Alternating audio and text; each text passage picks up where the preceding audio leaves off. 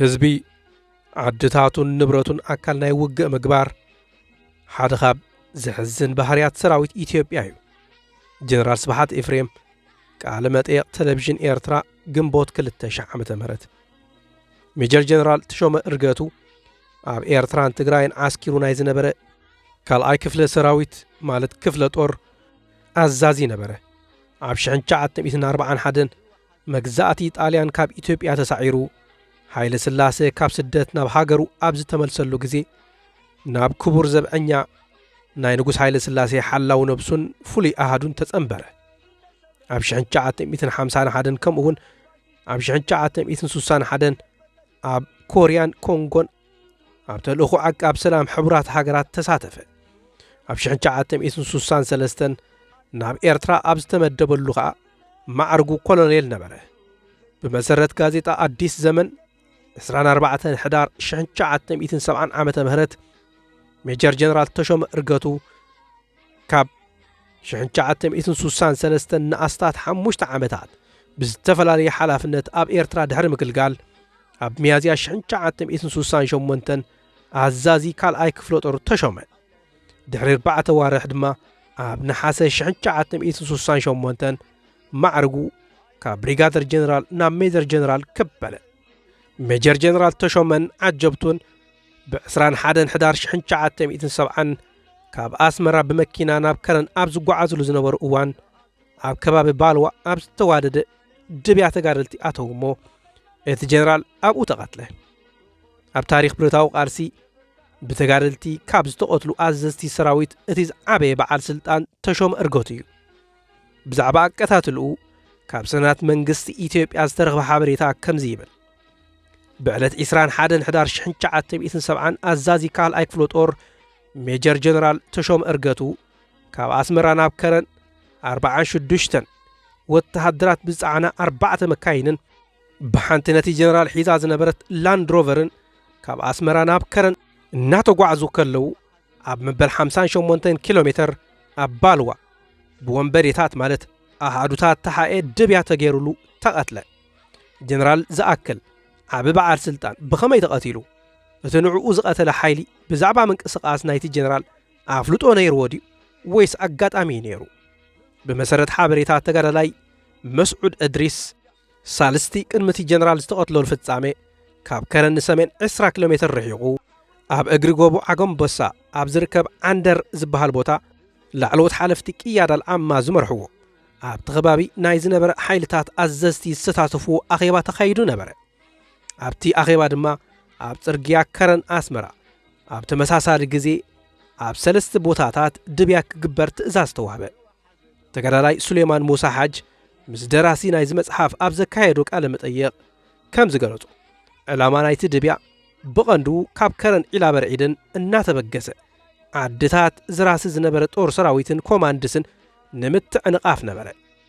بز مسرت عمونكو كرن حليب منتلن كاب كبابي كنفا كساب ششرما كلت حيلي أب مونغو حليب منتلن إلى برعيدن أب يقعر حانت حيلي كاب أسمرا كمت نزغ الحيلي ويون كاب إلى برعيد ناب لعلي نزوفر سراويت نمعقاد دما أب بالوا كالا حيلي تمدبن باتيست حانت مدب مسرت حيلي 333 ناي قبر هيوت قبر سلاسة ود حنبرتي جمع أبو بكر مزمرح أحد فداين كمون أبو بكر علي حسن زمع كلا ناي هندسة أحدوتات كاب حيلي 254 زوزت قانتاتات ناب بالوا تمدبا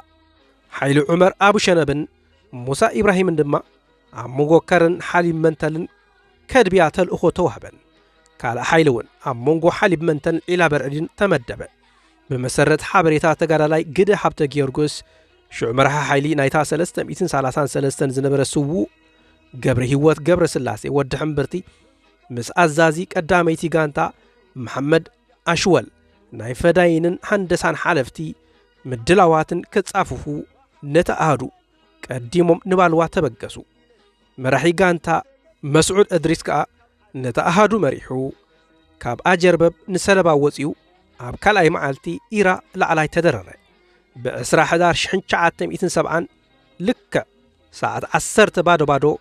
ምሸት ገብሪ ህይወት ሕምብርትን ብጾቱን ካብ ኢራ ላዕላይ ብሸናፍ ናብ ስንጭሮታት ባልዋ አንቆልቆሉ ብጸላም ነዊሕ ሰዓታት ተጓዒዞም ሰዓት 4 ባዶ ወጋሕታ ባልዋ በጺሖም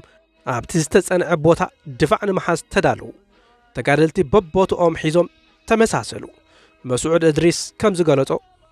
ምድሪ ምስ ወግሐ ተጋደልቲ ነቶም ካብቲ ከባቢ መዓልታዊ ናብ ሕርሻ ዕላበርዒድ ዝዋፈሩ ሸቃሉ ሓበሬታ መታን ከየምልቑ ስርሒት ክሳብ ዝጅመር ኣብ ሓደ ዓሚቕ ቦታ ተዛሒዞም ከም ዘርፍቱ ተገብረ ዕላማ ናይቲ ኣብ ባልዋ ዝተኻየደ ስርሒት ብዝምልከት ዝተፈላለዩ ሓበሬታታት እዩ ዘሎ ተጋዳላይ ግደ ሃብተ ጊዮርጊስ መራሒ ሓይሎም ካብ ዕላበርዒድ ዝወፈራ ክልተ መካይን ናይ ጦር ሰራዊት ስለ ዘለዋ ከነጥቅዕ ኢና ከም ዝበሎም የዘንቱ መራሒ ጋንታ መስዑድ እድሪስ ግን ካብ አንደር ክብገስ ኣትሒዞም ካብ ኣስመራ ንዝመጽእ ላዕለዋይ ሓላፊ ድብያ ክንገብር ምዃናዩ ተሓቢርና ነይሩ ይብል ዝኾነ ኮይኑ ነቶም ካብ ዕላበርዒድ ዝወፍሩ ይኹኑ ካብ ኣስመራ ዝወፍሩ ወተሃደራት ጸላይ ሓደጋ ንምውዳቆም ምስ መሬት ተመሳሲልካ ምጽንጻን ኮነ ድሕሪ ናይ ኣስታት 5 ሰዓታት ትጽቢት ከኣ ብወገን ኣስመራ ወተሃደራውያን መካን ንልቢ ትግራይ ሓሊፈን ብጅራ ተቐልቀላ ተጋደልቲ ካብ ርሑቕ ኣለልዮመን ንዜሮ ሰዓታት ተጸበዩ እተን ብብዝሒ ወተሃደራት ዝጸዓና ማግ ዝዓይነተን ዓበይቲ መካይን ሓንቲ ላንድ ሮቨር ኣማእኪለን እናተወንጨፋ ተጋደልቲ ነቲ ዝነበርዎ ከባቢ በጺሐን ኣብ መፈንጠራ ኣእተውወን ወዲ ሕምብርቲ እተን መካይን ዝያዳ ኸኣ እቲ ሓላፊ ዝነበሮ ላንድ ሮቨር ኣብ መቕተል ቦታ ከም ዝኣተወት ምስ ኣረጋገጸ እታ ካብ ነዊሕ ብስልኪ ተሳሒባ እቲ ትኮስ ፈንጂ ክፍንጅራ ትእዛዝ ሃበ በዚ ድማ እቲ መጥቃዕቲ ጀመረ መሬት ሰላሚ ዘሎ ኢሎም ብፍጥነት ዝሕንበቡ ዝነበሩ ጀነራልን ብጾቱን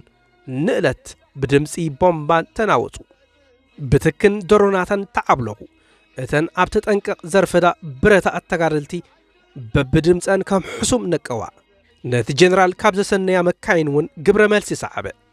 እዮም ሓመድ መጽሓፊ ናይዛ መጽሓፍ ኣብ ዘካየዶ ቃለ ምሕተት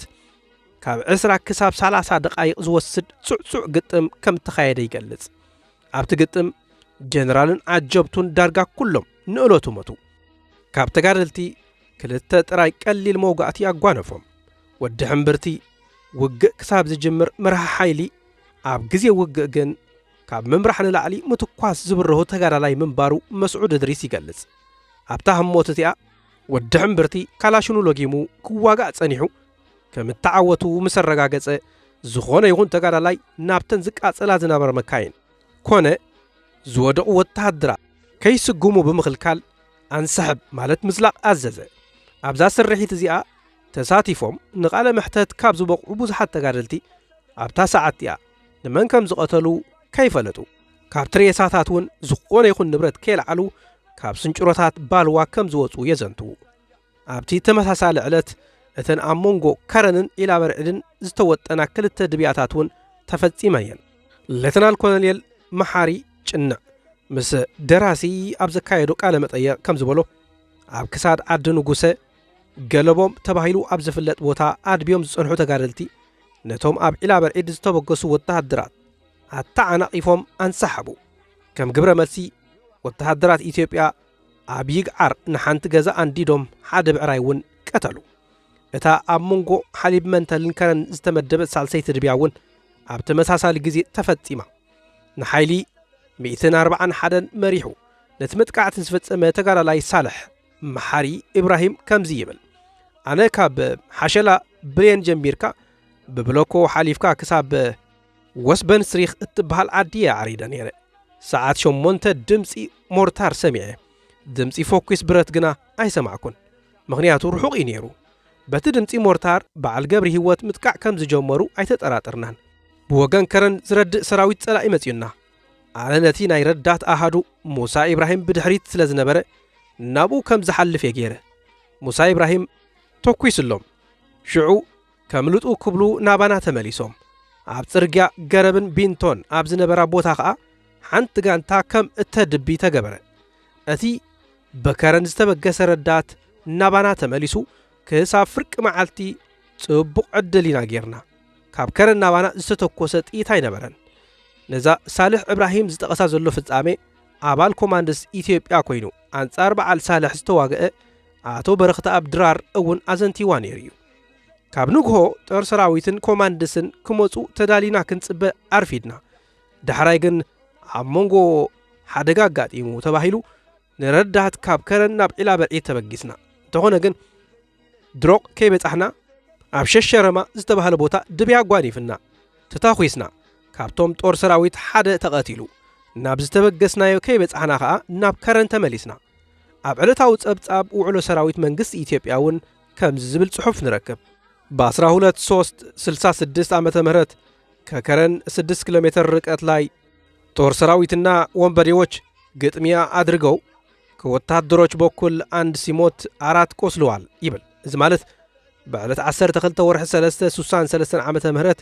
ካብ ከረን 6 ኪሎ ሜትር ርሒቁ ናብ ዝርከብ ኣብ መንጎ ሰራዊትናን ወንበዴታት ዝብሎም ዘሎ ተጋደልትን ዝተገብረ ኩናት ሓደ ክመውት ከሎ 4 ቁስላት ከም ዝተረፉ ኣብቲ ጽሑፍ ይሕብር። እዚ ሰነድ ድማ ነቲ ኣቶ በረኸተኣብ ዝሃብዎ ምስክርነት ዝድርዕ እዩ። ካልእ ኣባል ኮማንደስ ነበር ሓድጉ ሸኸዲን እውን ካብ ዒላ በርዒድ ሬሳ ጀነራል ከልዕል ናብ ባልዋ ካብ ዝኸዱ ሓደ እዩ። ነቲ ኣብ ባልዋ ምስ በጽሑ ብዓይኑ ዝረኣዮ በዚ ዝስዕብ ቃላት ይገልጾ። ኣብ ዒላ በርዒድ ካምቦ ፖሊስ ከለና ሓደ ወተሃደር ጀነራል ገደሉት እናበለ ልቡ ጠፊእዎ መጺና ካብ ዒላ በርዒድ ናብ ቦታ ፍጻሜ ምስ በጻሕና ጀነራል ግንባሩ ተጨዲዱ ካልኦት ብዙሓት ድማ ሞይቶም ጸኒሖምና ሬሳታት ኣልዒልና ናብ ዒላ በርዒድ ኣምጺናዮም። ከባቢ ሰዓት 11 ባዶ ቅድሚ ቀትሪ ሄሊኮፕተር መጽያ ነቲ ሬሳ ጀነራል ጥራይ ኣልዒላ ናብ ኣስመራ በሪራ። ኣቶ ሓድጉ ሸኸዲን ጀነራልን ብጾትን ምስ ዕጥቆም ከም ዝጸንሑ ብምግላጹ ተጋደልቲ ዝኾነ ነገር ከይትሰልቡ ከይትፍትኑ ዝብል ትእዛዝ ተዋሂብና ንዝበልዎ ሓቅነት የረጋግጽ። በቲ ዕለት እቲ ድማ ካብ ቦታ ፍጻሜ ንሰመን ዝርከባ ዓድታት ድሕሪ ቀትሪ ብኸቢድ ብረትን ነፈርትን ከም ዝተደብደባ ድማ ተቐማጥቆን የዘንቱ። ጀነራል ተሾመ ዝኣክል በዓል ስልጣን ግን በቶም ኢትዮጵያ ሸፋቱ እናበለት እትጽውዖም ተጋደልቲ ብኸመይ ክቕተል ክኢሉ ሃንደበት ኣብ ድብያ ስለ ዝኣተወ ወይስ ብዛዕባ መምጽኡ ጹጺ ሓበሬታ ስለ ዝተረኽበ እዩ? ነዚ ሕቶታት እዚ መልሲ እዚዩ ኢልካ ክድምድም ዝከኣል ጭብጢ የለን። ርግጽ እዩ ካብቲ ጀነራል ተሾመት ዝተቐትለሉ እዋን ሰውራ ሓደ ዕቑድ ኣቑፂሩ ሓበሬታ ድማ ክንዮ ካብ ውልቀ ሰባት ካብ ቤት መንግስቲ ናብ ምዝራቕ ብልሓት ተጠሪ ነይሩ እዩ። ጀነራል ተሾመ ናብ ከረን ይወርድ ምንባሩ ይፍለጥ ነይሩ ክንብል ዘኽእለና ጭብጥታት መርትዖ ግን የለን። ተጋደልቲ ኣብ መት ኣይነበሮምን ክንብል ከዓ ብተመሳሳሊ ብጭብጢ ምርግጋጽ ይሓትት። ድሕሪ ቅትለት ጀነራል ዘሎ ምስጢር ብልሕዲ ወይስ ሓንደበትነት ንጎኒ ገዲፍና መወዳእቱ ሜጀር ጀነራል ተሾመ እርገቱ ካብ ሽመት ናብ ሽመት ኣብ ዝበረኸላ ኤርትራ በዛ ፍጻሜ እዚኣ ኣብ ባልዋ ታሪኹ ኣብቅዐ። ቅትለት ተሾመ እርገቱ ብዘይ ክሳራ ዝተፈጸመ ኣዝዩ ዕዉት ወተሃደራዊ ስርሒት ነበረ። እንተኾነ ሰላማዊ ህዝቢ ኣካል ውግእ ብምግባር ድሑር ባህሊ ገዛእቲ ኢትዮጵያ እዩ። ድሕሪ ዝፍጻመ እዚ ሕንሕነ ቅትለት ናይቲ ጀነራል ኣብ ወርሓት ሕዳርን ታሕሳስን ኣብ ሰፊሕ ዓድታት ሰንሒት ዝተፈጸመ ህልቂት ኣዝዩ ዘሰክሕ ናይ ኣረሜንነት ዛንታ እዩ። ኣብ ዛንታ ተመክሮ ገድሊ ቅጺ 11 ኣሕተምቲ ሕድሪ 2024 መጽሓፍ ዑናን በሴክድራን ብስፍሓት ተተሪኹ ኣሎ። ጽሑፍን ክረዲትን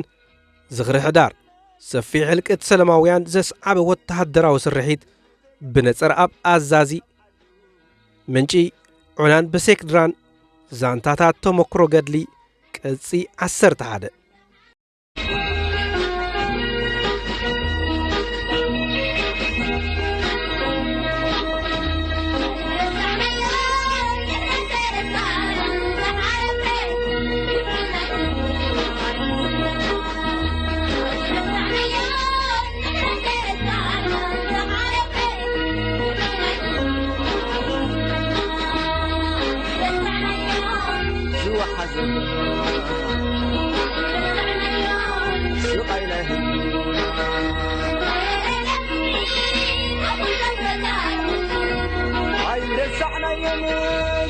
I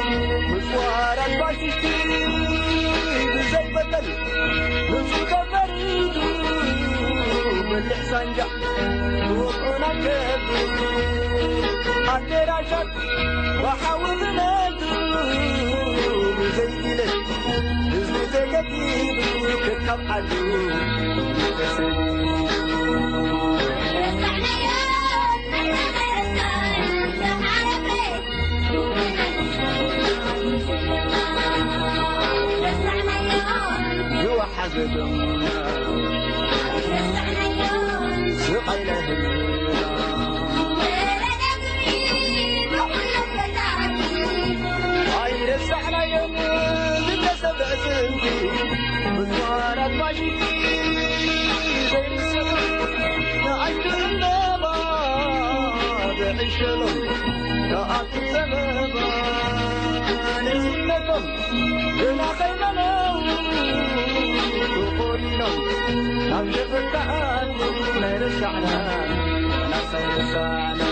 شير لايك سبسكرايب مقبار يترسعوا. Thank you.